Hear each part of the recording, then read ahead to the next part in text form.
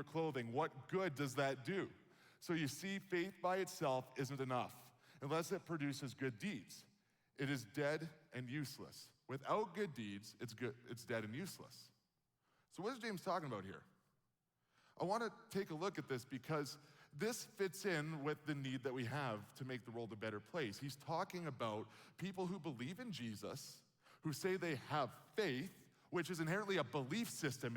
Faith kind of just becomes this kind of floating, fluid thing. It's what I believe, it's what I feel, it's the way I see the world. I believe in Jesus, I believe in God, but he's actually saying that that isn't enough, that there's more to it than that, which can be confusing when we look at it at a surface level or at the first glance, because we talk about the most important thing, and the Bible is very clear, and Jesus made it very clear, that the path to salvation is not good deeds versus bad deeds. It's not some balancing act between, well, I did some bad stuff today, so I gotta go and do all this charitable work and balance the scales, or else I'm never going to be right with God. It's about faith 100% to be saved by Christ, by Jesus. So then, how do we reconcile that with this statement that without good deeds, your faith is dead? Is that one of those perceived contradictions in the Bible where it's like, one side says this, how can we trust this? They don't even know what they're saying. It's not. So let's look at that. Because to follow Jesus, we talk a lot here about following Jesus. And the word follow is an action word. It's an action. It's not a passive, it's not sedimentary, it is active. It means that you have to follow Jesus. You have to follow his example. You have to do something. It's not just the way you used to be, the way you naturally are. You have to choose to follow Jesus. It's not rocket science. But that's why we talk and use the language here at the Project, and have for decades now, calling Christianity, another word for that, we call it a Jesus-based life, because we're basing our life not just in a belief in Jesus, but we're actually patterning, following a pattern of Jesus' example in everything that we do. There's not just this belief system that we sit and we meditate on, but it's actually a Jesus-based life where we base everything we do under the example of Jesus. But yet, James says that without actions, without good deeds on top of your faith is useless and dead. Let's look at that as a culture, as I actually think that this is a connecting point between society, between culture, and what a Jesus-based life has to offer. And so often when you talk to people or you get the perspective of society on what Christianity and following Jesus looks like, they say it's disconnected from the issues in the world. It's kind of living, you go into your church, you have your holy huddle, and you're not really aware of what's happening outside the walls. And there's so much injustice, and the church isn't doing anything about it. It's just kind of this service and music, and it goes nowhere. What does Jesus have to say about any of the things that I care about, that the world is falling apart? How do I deal with all these problems? And it just seems to be disconnected, but it really isn't.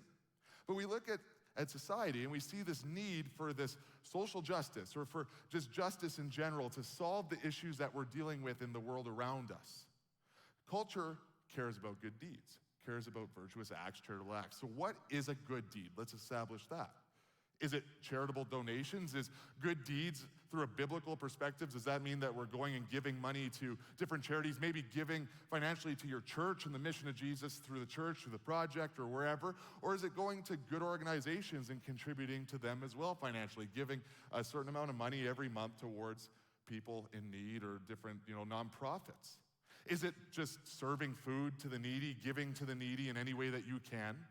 Is it something like carrying Narcan in your car because somebody may come into your path who is overdosing on the opioid crisis, which is happening, unfortunately, fairly regularly? Is that a good deed? Is it volunteering? I know a bunch of us, a good chunk of us, were a part of Serve Day a couple of weekends ago, where the project, 3 teams from the project partnered with Habitat for Humanity and did some work there at their warehouse. And a bunch of us went out to Shiloh Youth Ranch and did some work to set up so that kids in need, kids from marginalized situations, could go and be able to experience camp out there and experience the love of Jesus as well. Is that what we're talking about? And even beyond that, are all good deeds, is it exclusive to a Christian worldview? Is it exclusive? Can you only do good if you're doing it for Jesus? Is there no other way that good things can happen? These are all kind of questions that I want you to process. Like, what do you define as good? And then what do you define as a good deed? And how do those work together? Good deeds in this context, according to a biblical worldview, and that's what we challenge people with here at the project. We turn to the Bible because it is the foundation, it is the truth that God gave us. And that's why I'd encourage you, if you aren't making it a regular part of your life, of your habit, to read the Bible, you're missing out.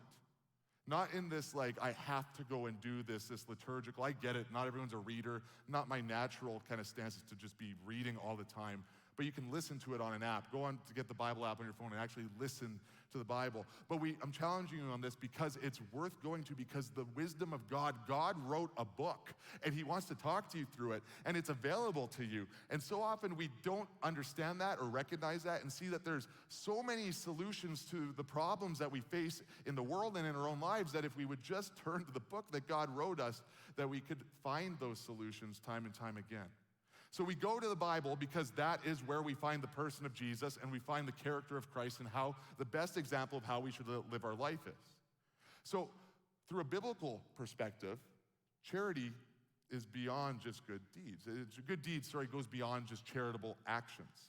Listen, our culture today, like I said, loves a good deed. Like, it loves virtuous actions. And I actually remember when I was younger, when I was a young adult, when I was sitting in this room as just an attender of the project, we would talk, and my professors and pastors and people would talk about the millennials and how if you want to connect with the millennials, what you got to do is you got to connect with them on social justice.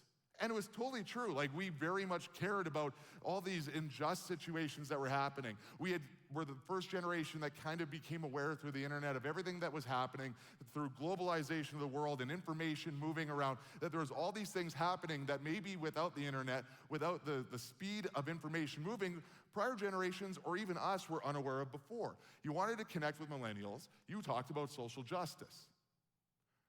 Gen Z, the new generation of young adults, people here today, same thing, but absolutely pumped up beyond that. It was like a care for social justice statistically, but that the millennials had it on steroids. Like, it was just another level. You care way more. It's this, not even just my opinion or anecdotal experience. Statistically, that is one of the things that Gen Z, your generation, is seen to care about more than anything else.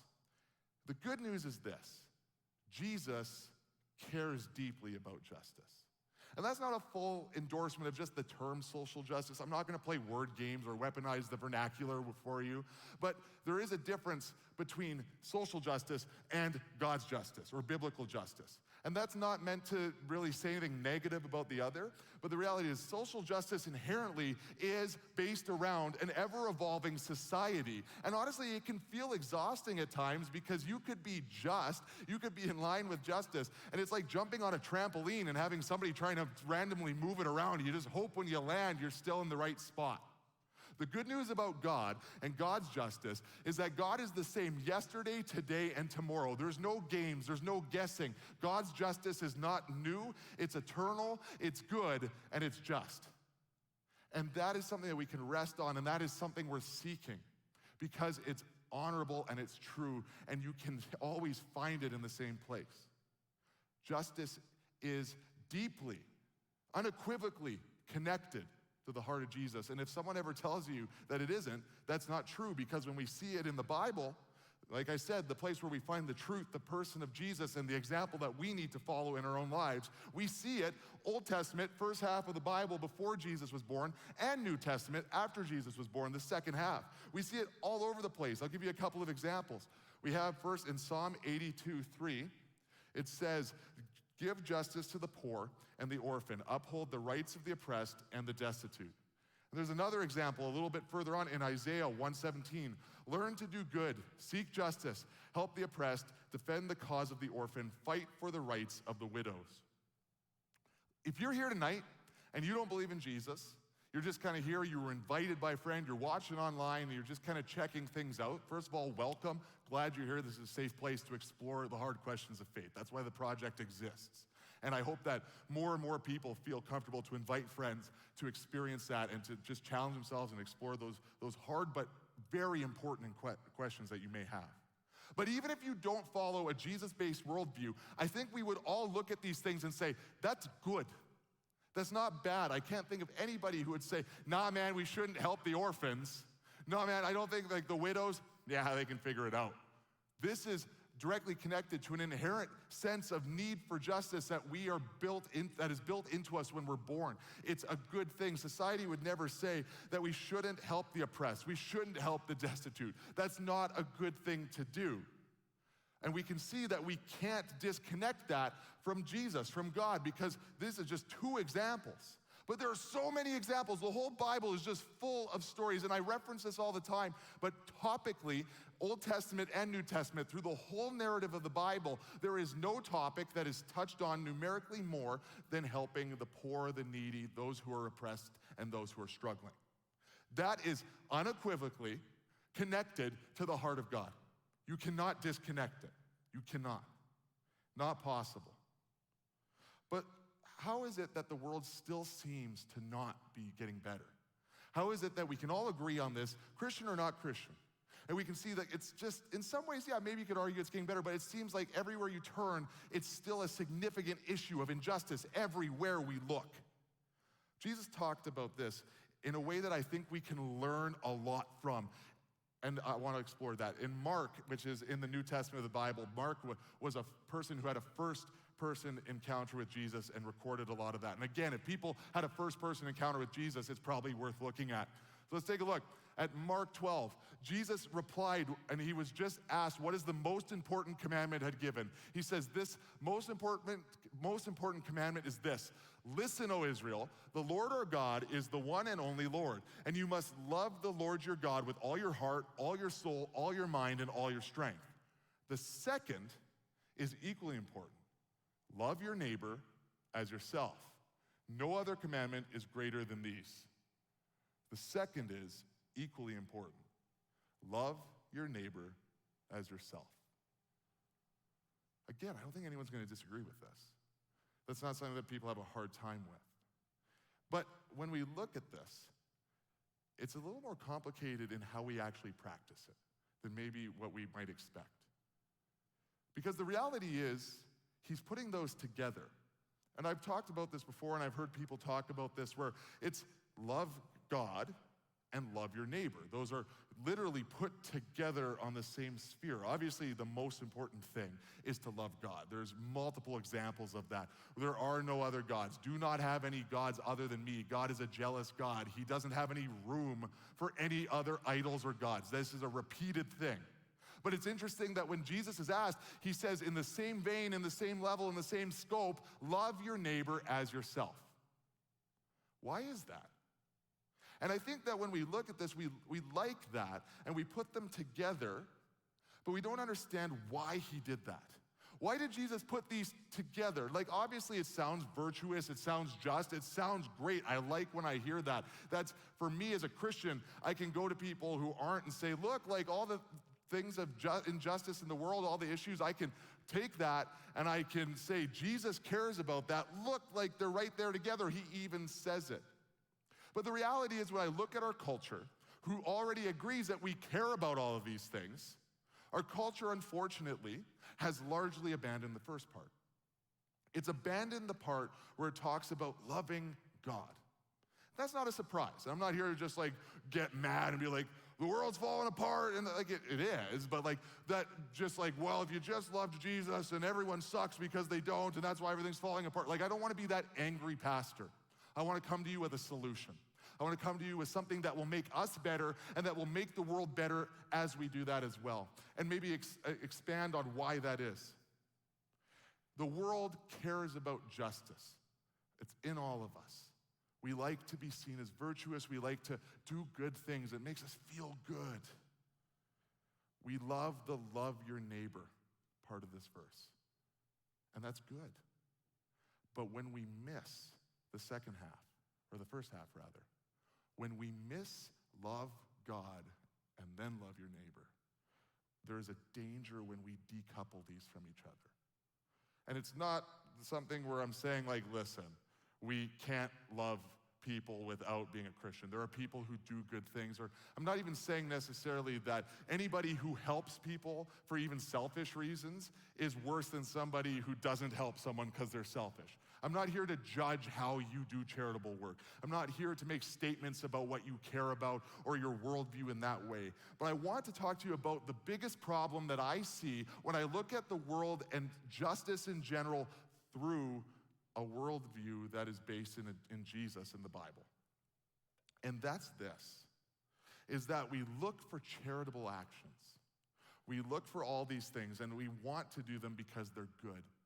But we've decoupled them from God in so many ways. And even within the church, even for Christians, there's a temptation for this, where we've decoupled love God and we don't love our neighbors through the lens of love God first. We don't know God, so we don't know how to love our neighbors in a way that is best.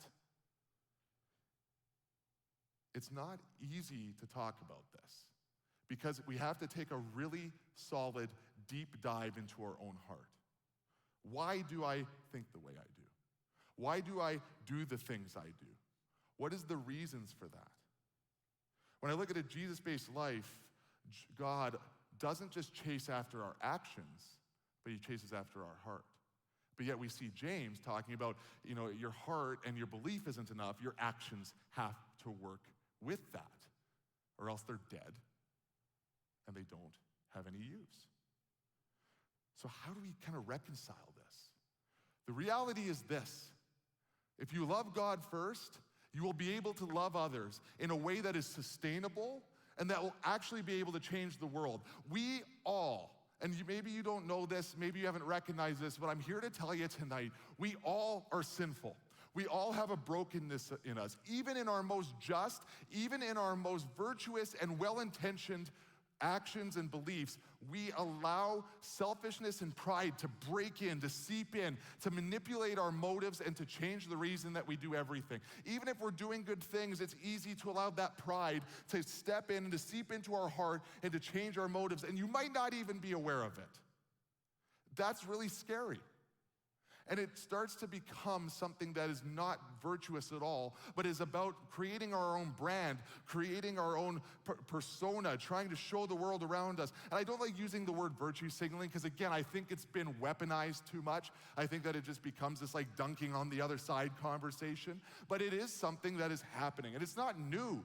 For centuries, there's been grifters and people that have tried to appear just, try to appear good, and they've been using it for negative reasons and for their own self-promotion. But I'm not just talking about con artists or grifters. There is a deep con in our heart that sin will tell us is good, that we're acting in a way that's just, but if we aren't living in a way regularly that is through the basis and through the lens of love God and then love others through that lens, then we're gonna miss out, and we allow room for that pride and the dangerousness that comes from selfishness to seep into our motives and our actions. Because if we aren't in a place where we're living out what God has called us to in a healthy way for the right reasons, then it really is going to be problematic. It's not going to be sustainable, and it's going to create problems in our own hearts as we go. And if your heart is not healthy, your actions will not be pure, and your actions will not be healthy either. So let's take a look. Matthew chapter 6. There's a verse that kind of touches on this. It says, watch out, don't do your good deeds publicly to be admired by others, for you will lose that reward from your Father in heaven. When you give to someone in need, don't do as the hypocrites do, blowing trumpets in the synagogues and streets to call attention to their acts of charity. I tell you the truth, they have received all the reward they will ever get. Now listen, it'd be pretty weird if you went down to the mustard seed and had a trumpet with you. Might draw some unwanted attention. It's gonna out you pretty quick if you're just projecting, walking through the streets and handing out food to people in need. Everybody look at me. Look at the good things I'm doing. It would be socially so uncomfortable. It would be such a cringe moment. You'd have secondhand embarrassment if you were watching. You know when you see someone do something super embarrassing and your spine shivers? Like, oh, I can't believe that person did that. Stop it, please. That would be unacceptable. Surely we would never do that right now. Surely none of us would ever do that in our own lives. But in the world of social media, in the world of trying to kind of create your own brand, in the world where we are kind of driven, even without knowing it, towards likes in our own profiles, in our own accounts, all these things, it's easy to have that happen by accident. To kind of show the world, look at all the things I do, to kind of sneak in a comment here and there about the thing you did. To find opportunities to tell everybody about what you're doing and how good it was and how charitable it was and how just and virtuous you are. You need to do it for the right reasons. We should be doing just and charitable things. Yes, I'm not here to dump on anybody who's doing good things. But if your heart is not in the right place, then it becomes about pride. And then you're not actually helping anybody, really. You don't care about them. You're not loving your neighbor. You're loving yourself. And I've been there. I'm not here to just get mad at everybody and say, you need to stop doing this. This is human nature. This is something we will be fighting against the rest of our lives. Pride, selfishness, it is the opposite of love and truth and justice. And the devil will try to use that in every situation to try and nullify, to erase, and to discredit all the good things that we can do for the world around us. We need to be good people. We need to be charitable. The world needs the church. The world needs Jesus' church to mobilize out of the right motives and actually go and do something. But when we do it in the back of our mind or in the secretness of our heart where it's rotten and not good, we're actually not helpful to anybody because it's about self-promotion, selfishness, and pride instead of loving your neighbor. So how do we do this? What are a couple of things that we can do to make the world a better place, but also to do it in a way that is sustainable and beneficial to our own hearts, healthy for our own relationship with Jesus, for our own soul, but also make a difference in the world around us? So we're not just some holy huddle, this group of people that come into this auditorium, sing some songs, and then never do anything about it, because we are called to change the world. Not just as a group, not just as a church, but individually. I'm here to tell you tonight that every single person in this room is called. We've been talking through this series, voicemails, stories of people biblically through the Bible, different stories of people, Moses, the disciples, Peter, countless examples as you read through of people who were called to these amazing things, heroes of the faith, if you want to call it that.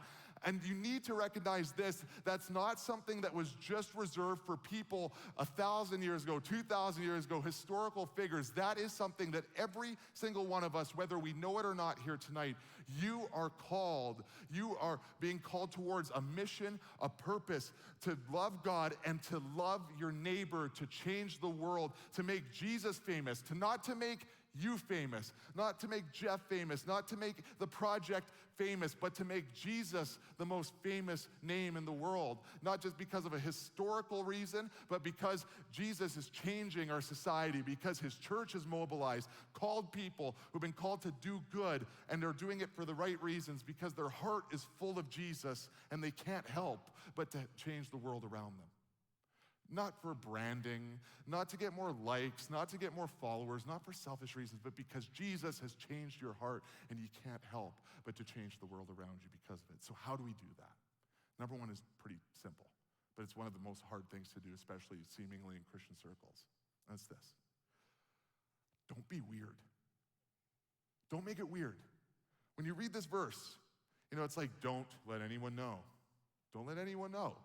No one can know. It's one thing to blow a trumpet, but we can't, you got to be secretive about it. Like, can you imagine you're just going, or if I went to serve soup down at the Mustard Seed and someone recognized me and I'm serving a bowl of soup and like, Jeff? No, I'm not Jeff. I put a hood over my head. My name is Joof. I'm Joof. I'm not Jeff. And you're hiding, but pull out one of those glasses with a mustache and a big nose on it and try to pretend you're someone you're not. That's weird. Don't be weird. You don't have to hide it. You don't have to be a crazy person. It's not saying that no one can ever know about the good things you do. That's fine. But it's talking about a toxic relationship with the attention that you get. What is your motive behind it? What is the reason that you seek to do good things? Is it because you want attention, or is it because you love Jesus and you can't help to change it? Don't hide. Don't wear a trench coat as you do good things. Don't wear a balaclava. That's actually just weird in general. But do things out of the goodness of your heart because Jesus has changed you. Like I said, you got to secondly check your motivation. Why are you doing this? Examine your heart. And I challenge you right now, just even in your own heart and your own head as we're talking through this, why do I want to do good things? We're all driven towards those charitable actions, towards justice. What is in the deep down part of my heart? And this takes more than just that first question. You actually have to kind of dig down and mine down. Why do I do this? What was it about growing up? Why do I want attention? What is the real, deep down, not just at the first level, but digging even deeper? What is the motive? What is the insecurity? Why do I want the things I want? What is your motivation? But the reality is this. The solution to your toxic, unintentional, but toxic motivations towards pride and all these things is that you need to love God first. If you don't seek God, if you're not reading your Bible, you're not praying, if you genuinely aren't trying to actively follow, action word, Jesus in everything you do, your heart's not gonna reflect Jesus' heart, which is the basis of a Jesus-based life, and you're not gonna be beneficial to anybody. Eventually, without recognizing it, it's gonna be about you, and not about the people in need, and not about God. And those are, like we saw in that verse, the two most important things that Jesus said. The two most important commandments is other people, loving them, and loving God together, not decoupled. So what do you need to do to change that? If our actions decouple from our heart, from Jesus' definition of justice, we risk this rot, a cancer, a darkness deep inside of us that we can't see and nobody else can see.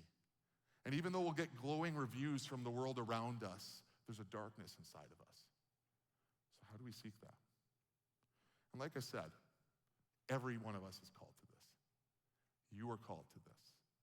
Maybe you feel like you're not valuable. Maybe you feel like you don't have any talents. You don't have, other people have all these other skills. Other people are way more popular. I've always kind of been in the background. Or maybe you just you're seeking for purpose in your life. You need to know Jesus has a plan for you. And I know I'm a pastor and I'm supposed to say that. I'm not saying it because I just have to. I'm telling you because it's true. I've lived it. I've experienced it. And it's available to every single one of you. That thing that you've been looking for, that emptiness in your heart, that thing that you're just why am I here? I have no direction. I have no purpose. The answer is Jesus. The answer is the church. The answer is a Jesus-based life. There is so much value. There is nothing that you can't do with Jesus in your heart. There's nothing that you can't face. There's no sickness. There's no problem the world has that would keep you up at night that you cannot find peace from Jesus with. I mean that with every fiber of my being. And I beg you to give that a chance. You owe it to yourself to turn over every stone. Even if you're cynical, pessimistic, you owe it to yourself. You get roughly 80 years on this planet. Don't waste them. Don't risk wasting them. Don't risk eternity. You need to seek this with everything you have and figure out if what I'm saying is true.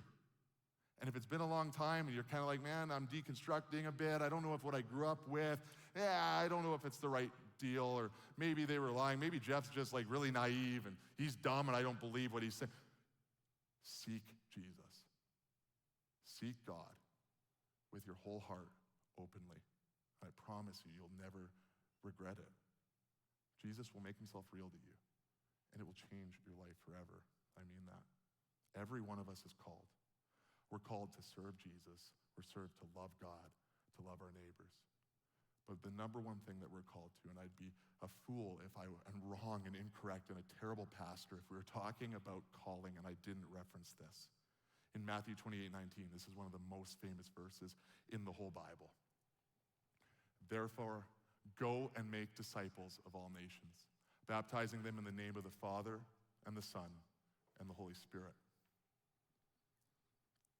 We've been talking about it. The world needs Jesus. Canada needs Jesus. Alberta needs Jesus. Edmonton needs Jesus. Our city, our community, your family, your friends, everyone you know, you need Jesus. And we are called to live that out, to share the gospel, to share the good news and the promise of fulfillment and justice that a Jesus-based life gives us. We're all called to that. This is the mandate that God gave us, that Jesus said to us all, his disciples, which is us continued as a church 2,000 years ago, to go and to make disciples, to tell the world about the promise and the goodness that can come from following Jesus, the hope in the hopelessness, the light in the darkness that is our world right now. We are here, we exist simply to share that good news and that hope with the world. That is the number one thing. And we won't be able to do that if we don't seek the heart of God. If we don't love God first, and through that lens, love our neighbors, and then share that with everyone else. We'll never be effective in sharing the belief system, to bringing the justice of God, to bring faith and what the value of a Jesus-based life. We will never be effective. It starts in your heart. It starts with being honest about your motives. It starts with having conversations with God about why do I do the things I do? Is the way I'm living my life now, is it in alignment with the Bible? Is it in alignment with a Jesus-based life? We have to have those hard conversations deep down, mind down in our heart, in our mind, and ask those questions and let God's Holy Spirit convict, not in a guilt way, not in a judgment, evil, mean way, but in a way that exposes how we need to change our behavior and not just our actions, but our heart. So the band's gonna lead us in a couple of songs. And it simply comes down to this. Do you want to be effective in your own heart, having God change the way you think, the peace that comes from a Jesus-based life? And beyond that, do you want to have an impact on the world around you? Not in a way that's just self-promotional, not in a way that isn't gonna actually lead to any real change down the road, but in a way that starts with loving God with all your heart, sharing the good news that is Jesus, and actually bringing justice to the world around you, seeing the change to the situations that break your heart and frankly break God's heart too. Our country, our province, our city needs Jesus, and he has called every single one of us to be a part of that solution. So I'll get you to stand if you're able. The band is going to sing, and just let God, as you read these words, worship him, but let God speak to you. Let him expose the things that he needs to and change your heart.